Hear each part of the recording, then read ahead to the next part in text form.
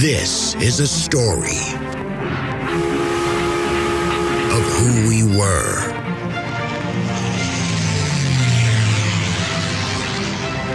how we got here. Houston, the Eagle has landed. Roger, Tranquility. And where we are going.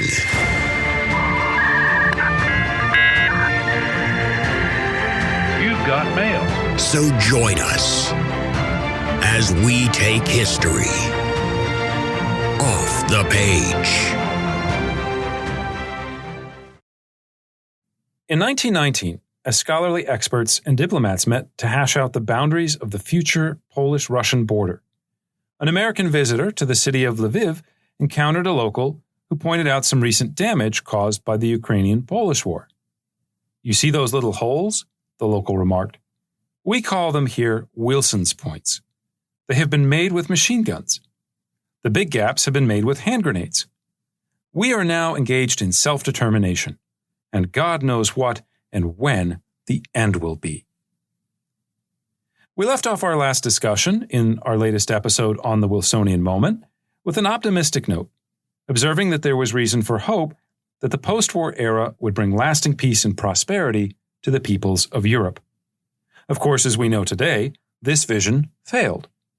By the end of the 1930s, Europe, and indeed the world, was once again at war, and democratic institutions, from the Weimar Republic to the French Third Republic to the League of Nations, failed spectacularly.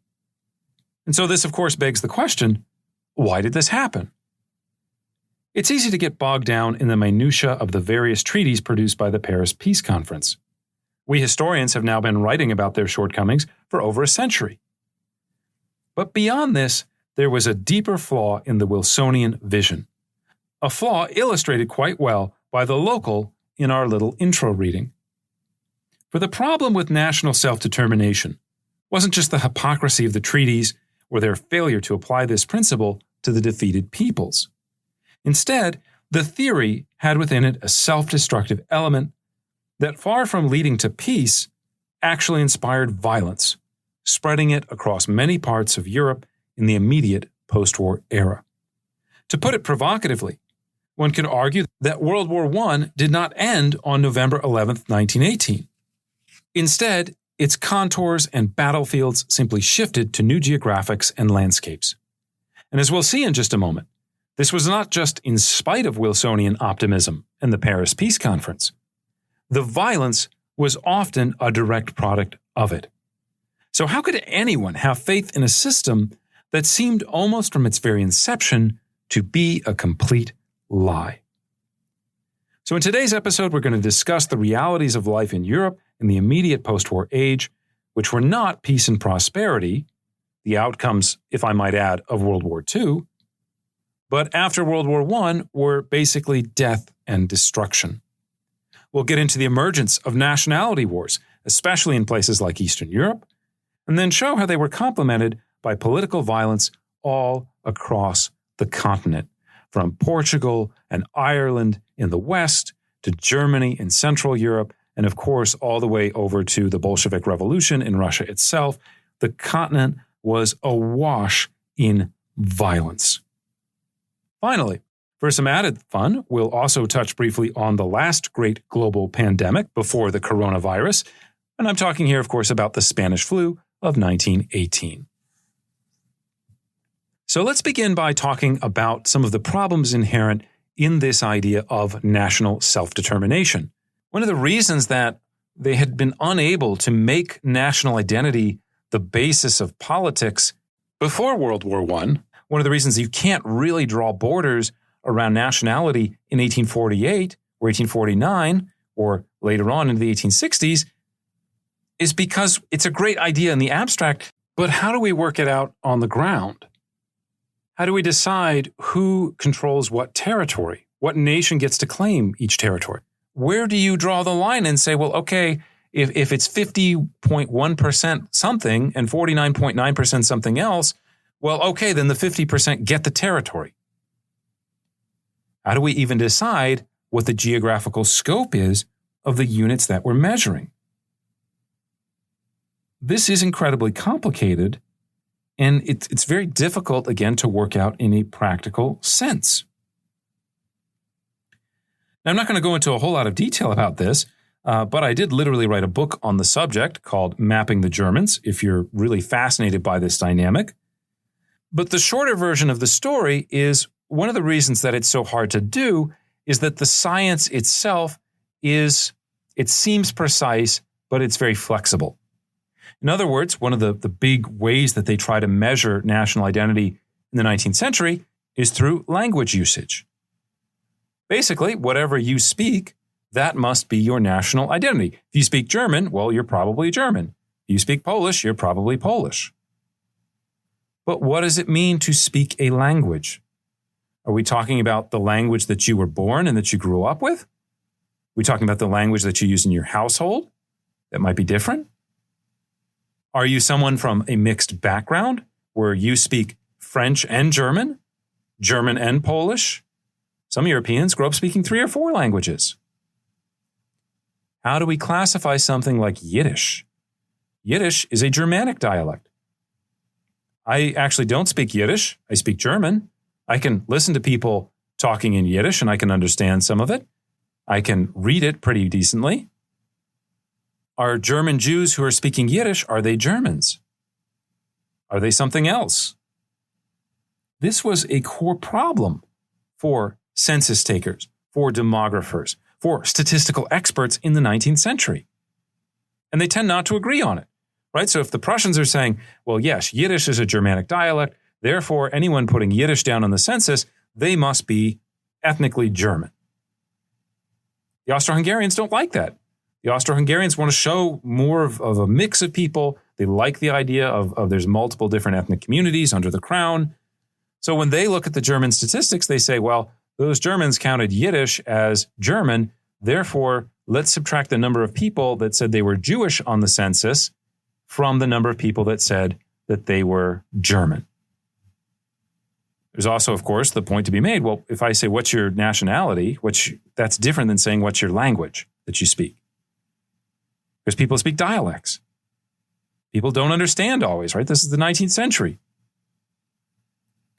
So basically, all of this it's very hard to come up with some objective measurement where you say this territory should belong to so-and-so, that territory belongs to someone else. But the illusion of certainty is there. And so as these kind of map wars are playing out in Paris at the various delegations, you have a lot of flexibility that leads both sides to think they're absolutely right. Let me give you an example of what I'm talking about. With reference to Poland, the Poles, when they're looking at the situation, the border with the German state, the Poles say, look, you've got to use language spoken as the best marker of national identity. There are a lot of people that speak Polish. There are a lot of people that speak German. It's a very clear division. And oh, by the way, this is going to help us lay claim to what becomes West Prussia. In the East, however, especially the Southeast, where the Poles and Ukrainians kind of border each other, the Poles say, well, you can't really use language spoken as a statistic. There's a lot of Poles that over time, they've learned Ukrainian or Ruthenian. You should not use that marker there. It's not reliable. You need to use religious identity. So if someone is Catholic, they must be Polish. If they're Eastern Orthodox, then they're Ukrainian. Oh, and by the way, this again gives us a better claim to more territory, right? Well, the Ukrainians don't buy that. And so you get these conflicts that break out where basically people start to say, look, we have a legitimate claim to this territory. Our legitimate claim is being violated. Our legitimate claim is being denied. We are victims, and we are entitled to use violence to set the record straight. This leads, as one might expect, to a number of territorial disputes and kind of mini wars that break out in late 1918 across 1919, basically, again, because of the promises that have been made at Paris and the lack of follow-through on the ground. And so a really good example of this is the Polish-Ukrainian conflict or war that breaks out Again, 1918, 1919. The short version of this story is that by 1917, both the French and the Americans had committed to resurrecting a Polish state. Right? This is a good counterweight to Germany and to Russia or the Soviet Union if it emerges. So this is something they can support. And by the way, there was historically a Polish state, right up until the end of the 18th century. It's in some ways easy to nation build there because a lot of people there still feel Polish. And when this area was conquered by the various dynasties, it was possible to say, I am Polish, but I am a loyal subject of the Tsar. I am Polish, but I am loyal to the Prussian crown. But as these states begin to nationalize, right, Polish nationalism emerges. People keep talking in Polish. They keep celebrating Polish. They talk about it as being a national identity. So there's a lot of good reasons to try to recreate a Poland. In fact, not only were the Allies talking about creating a Poland, but in the beginning of the war, around 1915, the Germans start talking about setting up an independent Poland. Now, they're going to do this in the Russian territory or the former Russian territory. But this was a powerful way. How do you get the Poles to fight for you, to be on your side in the conflict? You tell them you're going to give them a state. So in theory, the idea of building a Poland makes a lot of sense.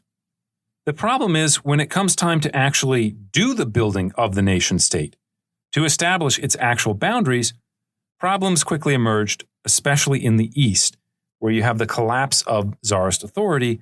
So it makes it really hard to figure out, okay, who are we actually negotiating with here? There isn't like an overarching power, especially after the defeat of Germany.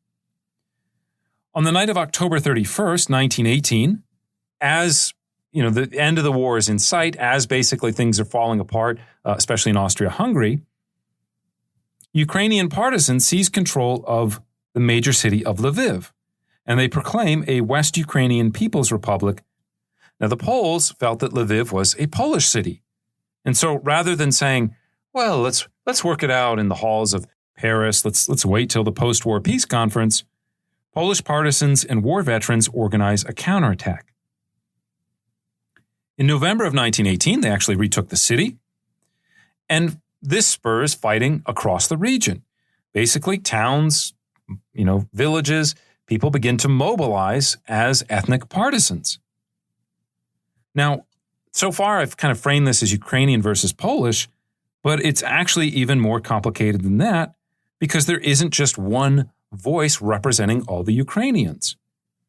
There are multiple factions which are often broken into different Ukrainian communities that either grew up in the Austro-Hungarian section of what is today modern Ukraine or that grew up in the Russian section of modern Ukraine. Right? These Ukrainians, they develop separate sort of ideas of what it means to be Ukrainian. Some like the idea of a close attachment with Russia. Others like the idea of a very independent Ukraine, a separate Ukraine. And we obviously see these tensions playing out today in the situation in Eastern Europe in the 21st century. In addition to this, there is also a Bolshevik Ukrainian rival as well. So you almost have three different Ukrainian kind of governments that are fighting with each other, that are fighting with the Poles, that are fighting with other peoples. And so it basically just becomes this massive conflict, this ethnic strife, where it's really hard to tell who's on which side and who you're negotiating with and what are the boundaries going to be. In January of 1919, for example, a small detachment from the Lviv Ukrainian forces, which is known as the West Ukrainian National Republic, for those of you who are keeping score at home, these guys, not only are they fighting against the Poles, they decide this is a good time to invade Transcarpathia because we want to stir up pro-Ukrainian sentiments there. Transcarpathia is at that time occupied by Hungarian and Czechoslovak soldiers. So now you've just brought additional parties into this fight. To make a long story short, basically the Poles managed to fight off the Ukrainians until May, when they get a new army of Polish volunteers who have been fighting on the Western Front. And these guys are not just kind of local militias or some hodgepodge units that are kind of put together. They have been trained. They have been equipped by the British and the French. They are kind of almost like an elite military unit. They're not quite elite, but they're certainly elite for the time and place that they were fighting. And they're supposed to go fight the Soviets. But what happens? They go and they start attacking the Ukrainians in part of, again, this kind of more complicated ethnic fight. The two sides basically just fight back and forth until June of 1919, when a lack of supplies forces this Western Ukrainian group to surrender. Polish occupation of the region was confirmed by the Peace of Paris. Polish occupation of the region was confirmed by the Paris Peace Conference in November. And a new alliance gets formed between the Poles and this sort of Eastern Ukrainian group, which is known as the Ukrainian People's Republic. This is the non-Bolshevik group that emerges from the Russian side of the former Ukraine, or what is today Ukraine. So it's a giant mess, right? Which side is which, and who are you aligned with? And are Poles and Ukrainians allies? Are they enemies? It all gets very murky.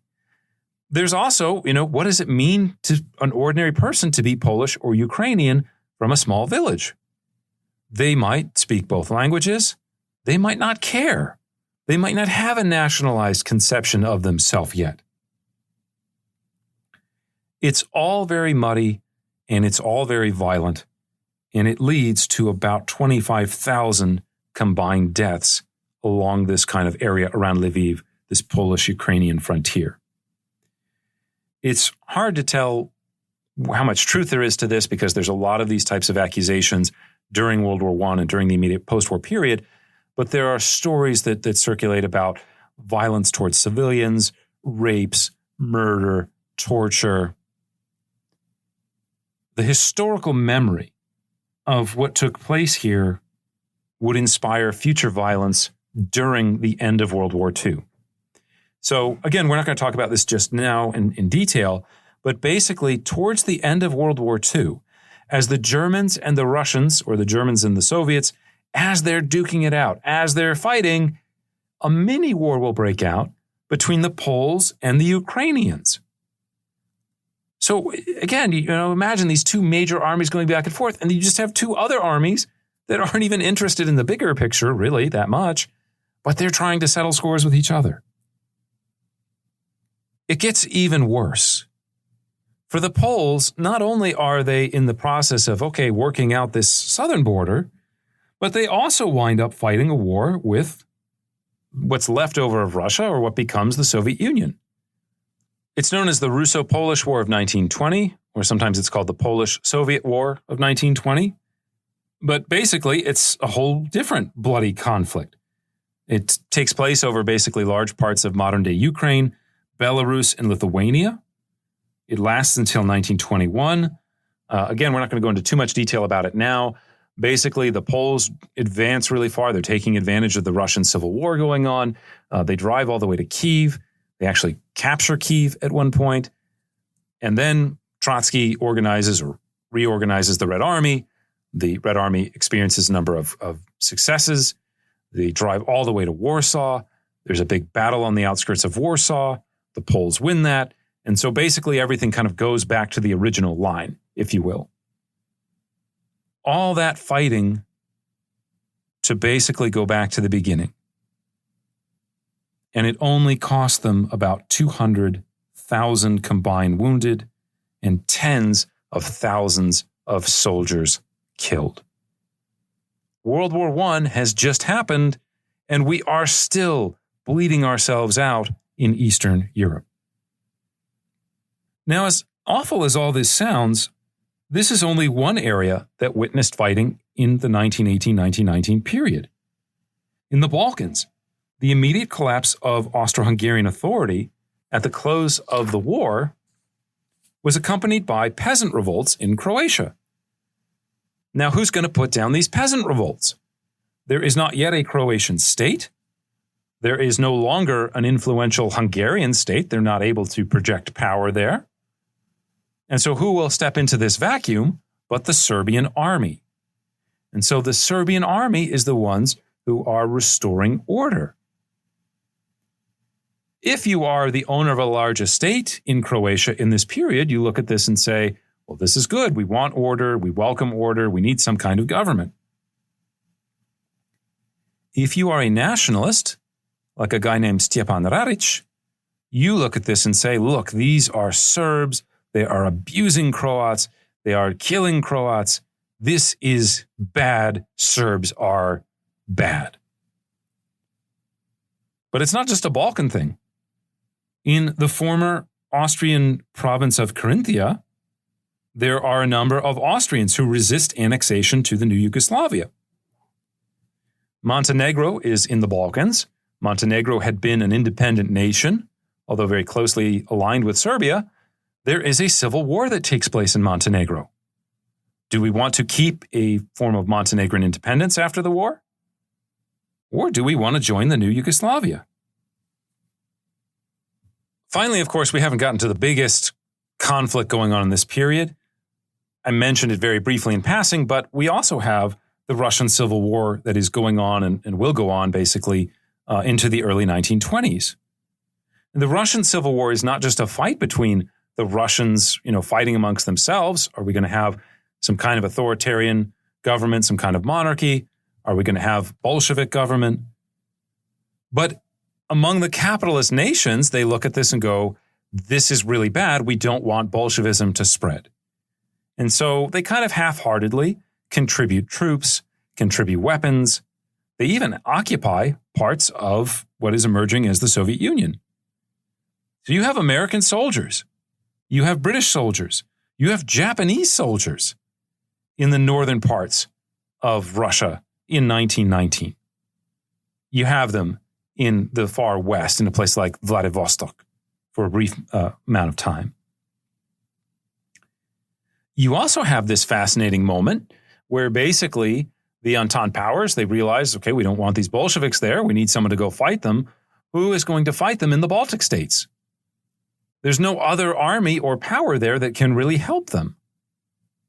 And so amazingly, at the same time that they're telling the Germans, we're going to cap your army, we don't want you to be involved in fighting, you guys should back down, they authorized the formation of independent units which were going to go and fight in Latvia. They said, go ahead, give them arms, give them weapons. As long as they go fight those communists, we're okay with this. Last one to mention, I've mentioned that this isn't just a Balkan thing. I've mentioned it's not just a Eastern European thing. And yet all the examples that I've given you are basically from Eastern Europe. So let me just throw in one Western European example, one that may be near and dear to some of your hearts, which is the case of Ireland. During World War I, on Easter Monday, 1916, there were a number of Irish nationalists led by Michael Collins, and they led a revolt in Dublin. This is known as the Easter Rising. It wasn't very successful. It doesn't last very long.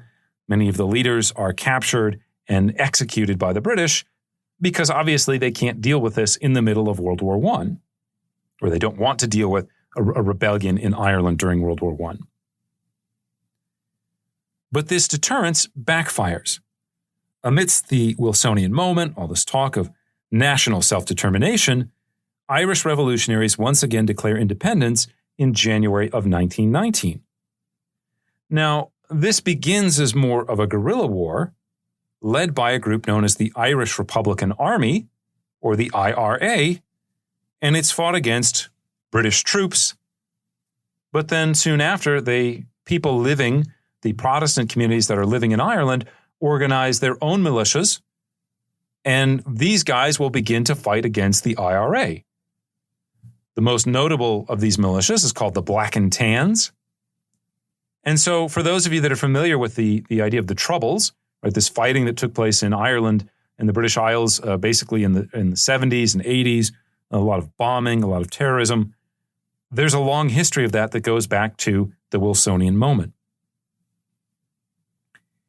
After dealing with this for a couple years, the British basically say, you know what, this isn't worth it. Let's make some concessions. Maybe that's a better way to end the fighting. In May 1921, the British basically partitioned the island, And in essence, what they're trying to do is to create a separate Northern Irish province that can remain part of the UK. So if you look at a map of the UK today, if you know your British politics, why is there a Kingdom of Northern Ireland? It is because they let the predominantly Catholic South go, and the predominantly Protestant North remained with the British Empire. So the British are trying to wrap things up. They sign a ceasefire in July and a peace accord in December of 1921.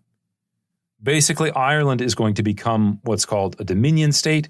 This is kind of like Canada or Australia, where basically they rule themselves. There's a nominal attachment to the British Empire, but the idea that they're going to be on their own, that independence is there, is widely celebrated.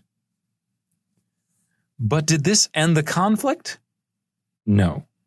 Because having secured independence and having come to this agreement, Irish nationalists soon began to quarrel over whether or not they should accept the deal.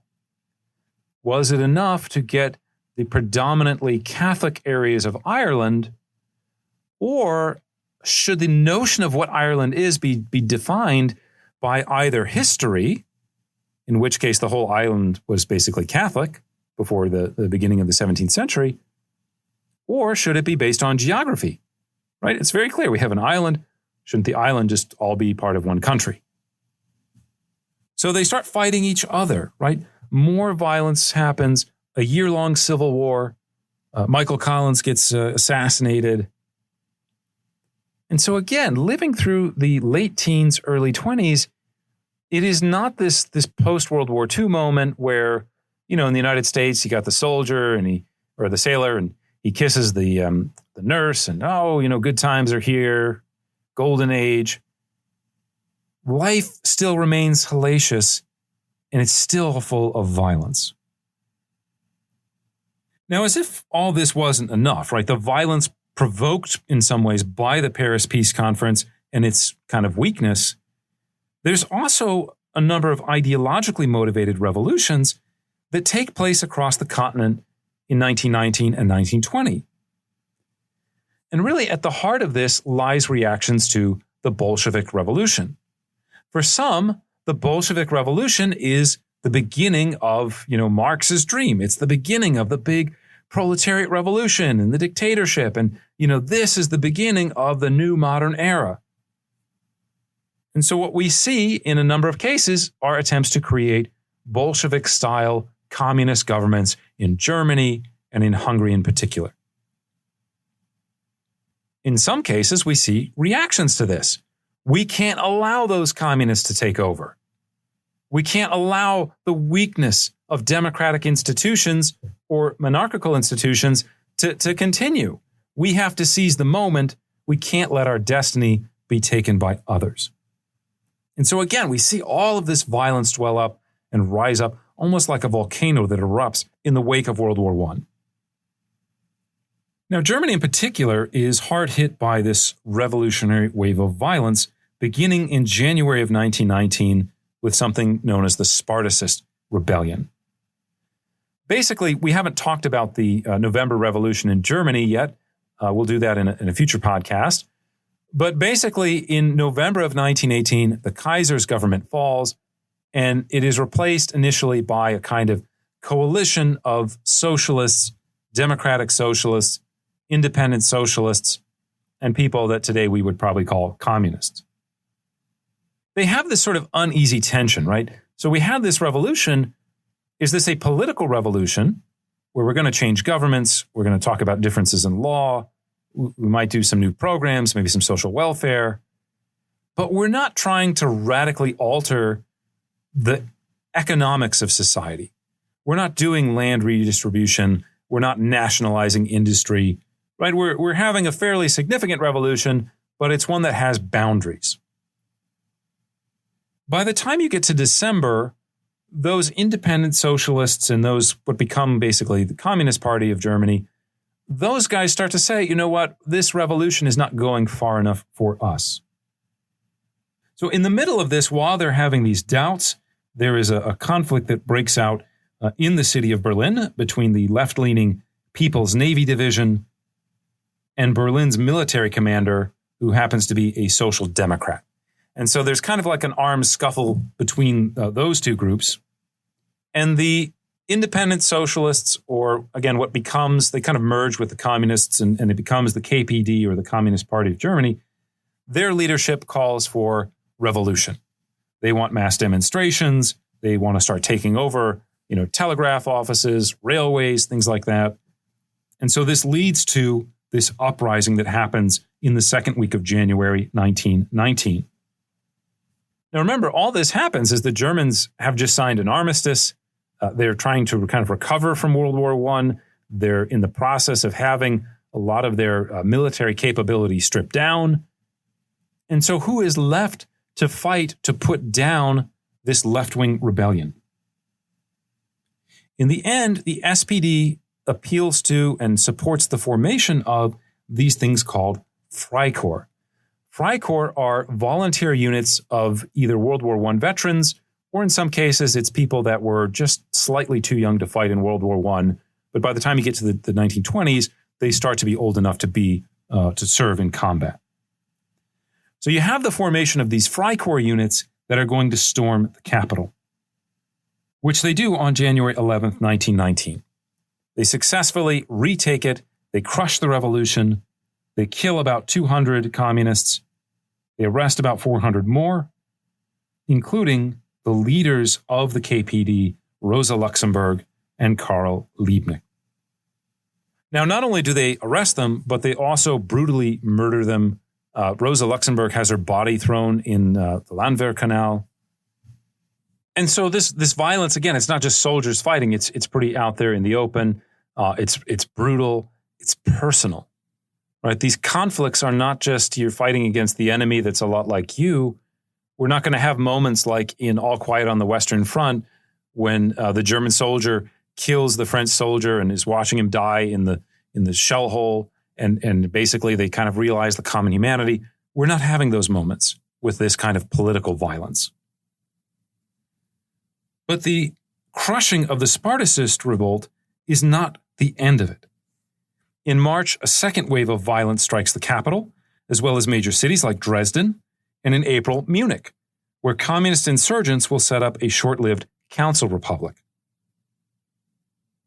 This too would be crushed by right-wing forces in the following month in May, including several prominent future Nazis.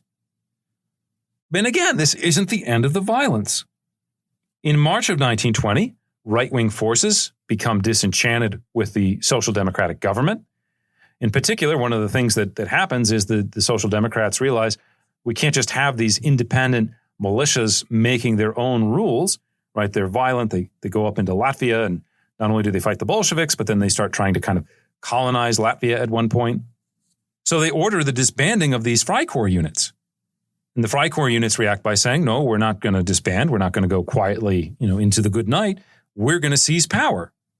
They will march on the city of Berlin in 1920. They try to set up a government under a civil servant named Wolfgang Kapp. And when the SPD says, okay, army, there's a rebellion going on, go put this rebellion down, the army basically refuses to get involved.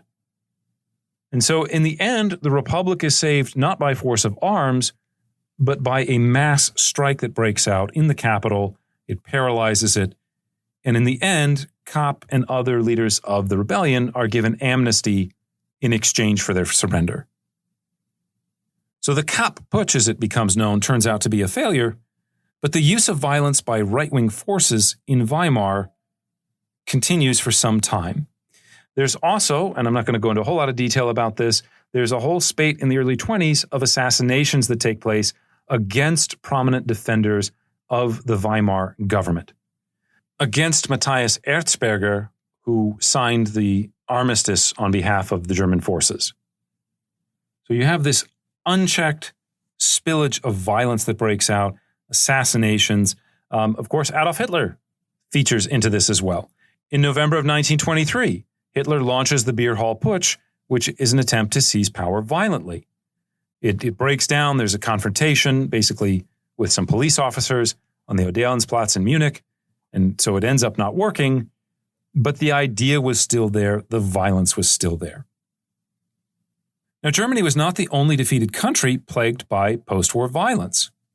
In Hungary, the harshness of the Treaty of Trianon led to the downfall of the first post-war Hungarian leader, Mihály Károly.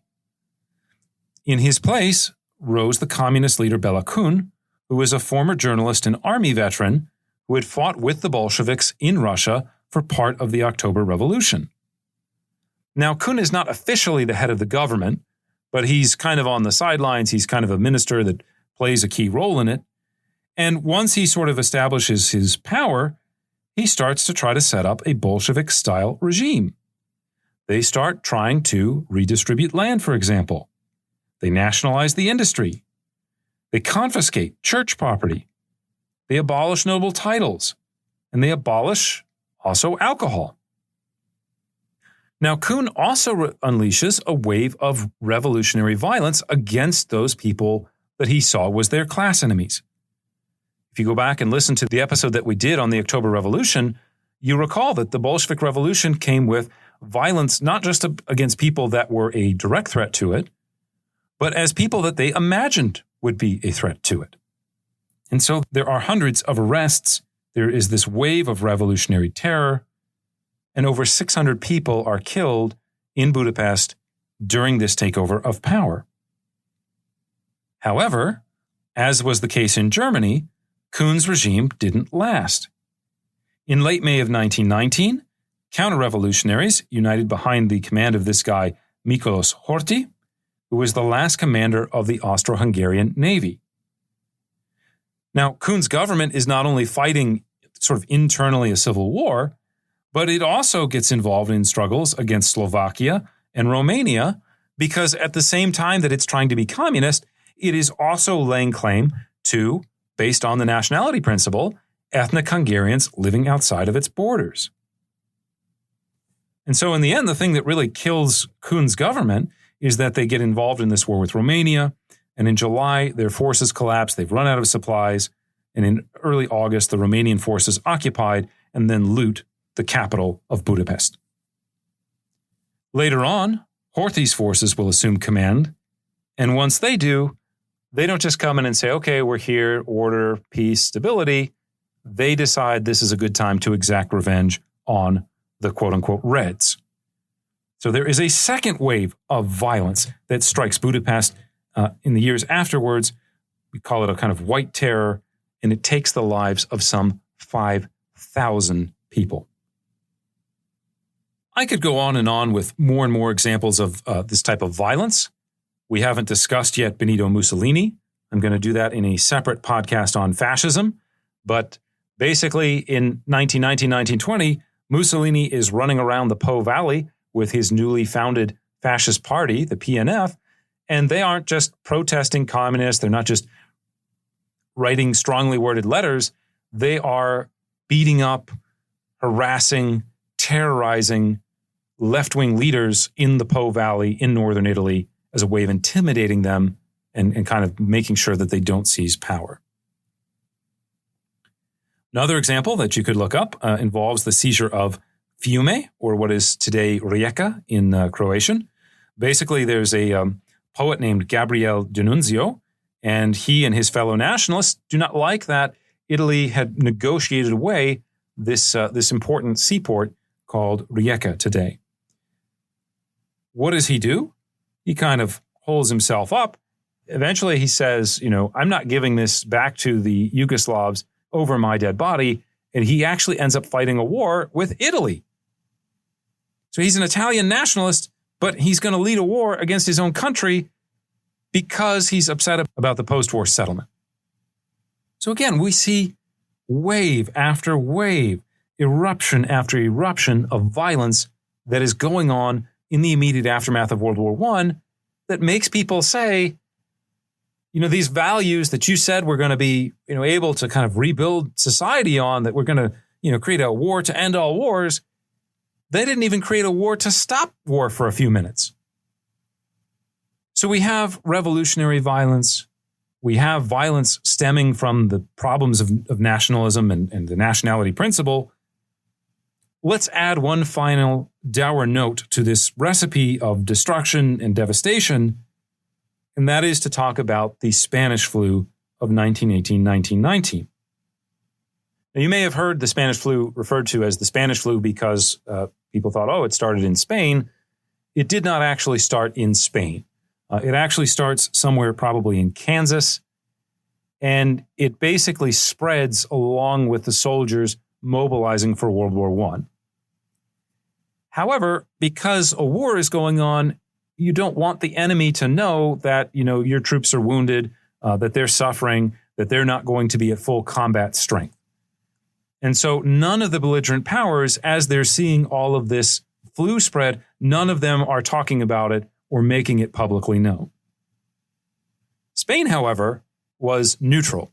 So the Spanish don't have a reason not to tell people. And so they're really the first country to admit, wow, there's this massive flu ravaging our country. And so for that reason, it becomes known as the Spanish flu.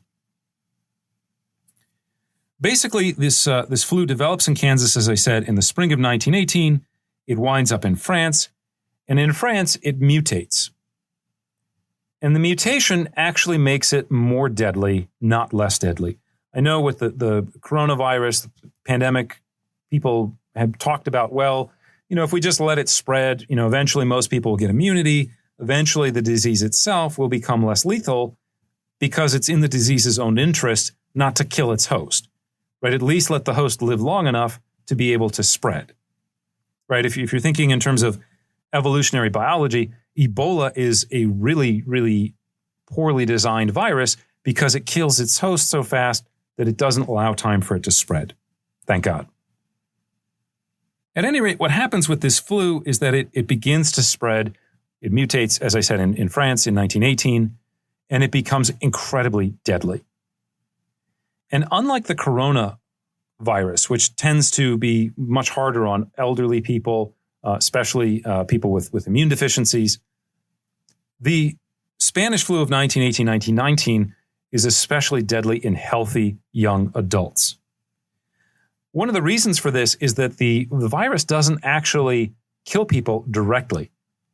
Instead, what it does is it kind of overstimulates people's immune system. So imagine if, there's a robber, they're trying to break into your house. What are you going to respond with? Well, okay, let's say for argument's sake, I have a grenade launcher and I start throwing grenades at them in my house. Yes, maybe I can kill the intruder. Maybe I can scare them away. But I'm also setting off explosives in my own house, right? There's going to be a consequence to that. In the case of the Spanish flu, the immune system massively overreacts inside the lungs. And whether or not it actually manages to eliminate the disease, the lungs are so damaged and so full of fluid that people essentially suffocate to death because their lungs have been destroyed. So this Spanish flu will rage across the entire world, but especially Europe in the winter of 1918-1919. When it is all said and done by 1920, it had killed roughly another 2.5 million Europeans. So imagine this. You've just gone through World War I and all the death and all the destruction and all the shortages. The war ends, but it doesn't end because you've got communists, you've got kind of nascent fascist movements going on. And we're going to throw on top of that this deadly virus spreading across Europe, killing millions more people. To put it mildly then, as the European survivors of the Great War looked at what the war had actually accomplished, there was a lot of room for pessimism. Far from achieving the lofty goals floated by the nationalist press in the run-up to the war, remember, the war was supposed to be about annexation and glory and the bountiful resources, creating a sort of absurd future where we've beaten our enemies for the last time. What had the war done? It had achieved the opposite. And as a result, as Europeans thought about the meaning of the great events that they had lived through, they began to develop a massive disenchantment with older institutions, parties, authorities, and one could say really even values. For the winners of the war, the burning questions were, had it all been worth it? Was the honor and integrity of Belgium really worth the death of a generation of Britain's finest? The lost generation? Was the recovery of Alsace-Lorraine worth 6 million French casualties? What did Italy even get out of the war, outside of pure humiliation? And for the losers, Germany, Austria, Hungary, the lesson of the war was even clearer. The contemporary order had failed, and the search was on for new, more radical alternatives that could be more successful. For some, that would be communism. For others, fascism. One final point to make before we go. While these developments proved fatal for traditional European society and its pre-war values, the terminal nature of this disease was not yet apparent. Instead, by the 1920s, the initial wave of violence began to subside. Institutions began to gain strength, and governments began to provide order and stability once more. The result was a gradual recovery, punctuated by a series of treaties whose architects hoped they would provide the basis for a bright future. One of the most prominent of these institutions, of course, we already talked about, was the League of Nations. Germany itself would join the League of Nations in 1926, signaling an end to its isolation and a hoped-for return to normalcy. Germany and the USSR would also sign a friendship treaty in 1922, known as the Treaty of Rapallo, which helped bring both states out of their diplomatic isolation, while also having some secret protocols towards kind of military aid and training and supplies. In 1925, a series of negotiations led by the German Foreign Minister Gustav Stresemann led to a series of treaties signed in Locarno, Switzerland, which guaranteed the western borders of Germany and its neighbors and promised arbitration in areas of dispute in the east rather than war.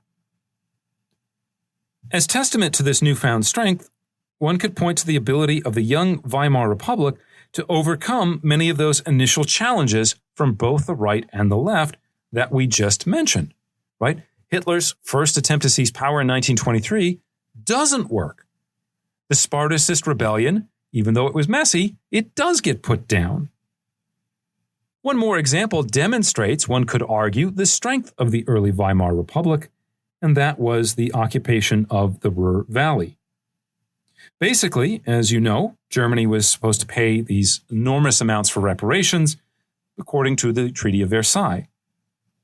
In 1921, a schedule was set up for the Germans to make these payments. However, as you might imagine, they were not overly enthusiastic about it. The German economy was suffering at the time, and so, just in terms of raw ability to make these payments, it was very difficult. And so, as the French and Belgian economies were struggling, they decided in the winter of 1922 that they would no longer tolerate German recalcitrance. On the morning of January 11th, French troops advanced into the defenseless industrial valley in order to seize German coal and timber directly as payments.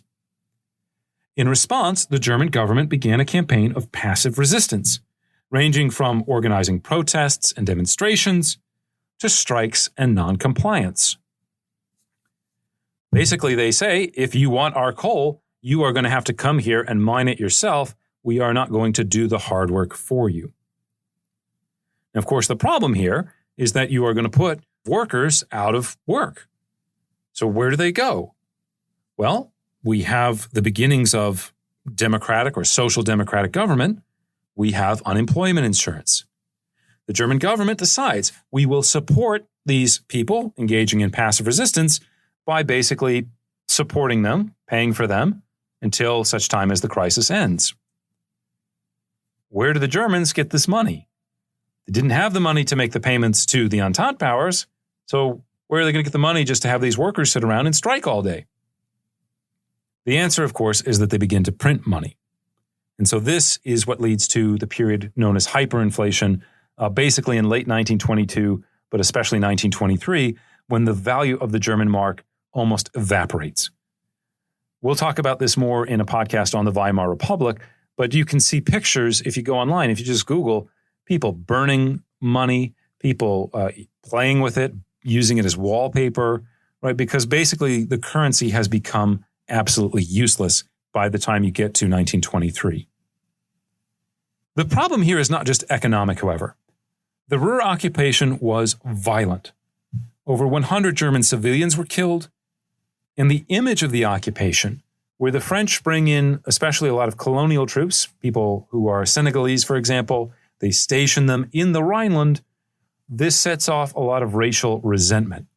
In particular, there is a feeling along a lot of Germans that now, instead of being a major power, being a colonial power, now Germany is the one being colonized, and they're using Africans to do it as a way of kind of rubbing it in their faces. This becomes a very powerful trope that the Nazis and other right-wing groups will use to organize resistance and organize politically. In the end, however, the story of the Ruhr occupation is not really one of violence, but it is one of negotiated settlement. In 1924, they sit down, the Germans, the French, the British, the Belgians, they bring in the United States, and they agree to something known as the Dawes Plan. The Dawes Plan will begin to loan Germany money, which it can then use to make the payments to the Allies. The Allies, of course, will be buying a lot of things, and some of those things will come from the United States, so it's kind of a win-win for the U.S. This system provided an effective solution, and by 1924, all three countries' economies began dramatic improvement. This is the onset of the Roaring Twenties, this period that, of course, is so iconic, not just in American history, but as we'll talk about in our next podcast, it becomes this moment of cultural breakthrough, this flourishing, this experimentation, this lab of modernity. Okay. To wrap things up, we can note that by 1924, Europe seemed to have achieved a degree of political and economic stability. Outside of Russia, communism had failed to hold power in any other state. In Russia itself, the bloody civil war had finally come to an end. In an odd parallel, reactionary movements had also largely failed, although Mussolini did seize power in Italy, and you did have more authoritarian leaders like Józef Pilsudski in Poland who would come to power. It certainly was not a perfect situation. But Wilson's idealism had seemed to survive the turbulence of the immediate post-war era. The problem was how durable this situation was.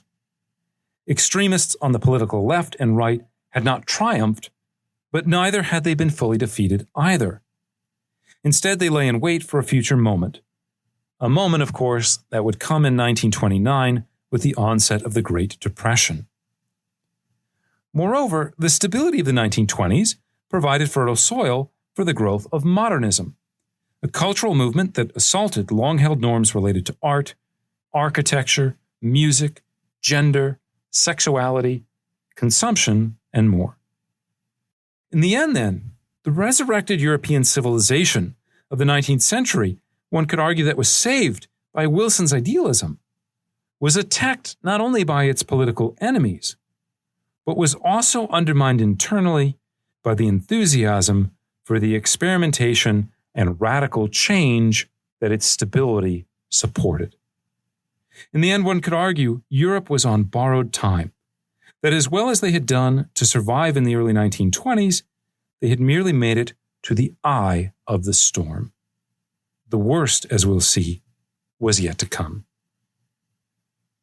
Okay, so that's our show for today. As I said, in our next episode, we'll be discussing the Roaring Twenties and the onset of modern culture. I think it's going to be a really fun lecture.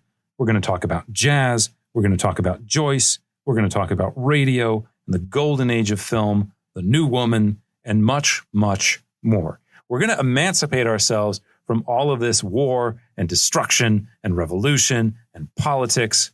We're going to get back to the cultural stuff that I particularly like to focus on. So I hope you'll join us as we take history off the page.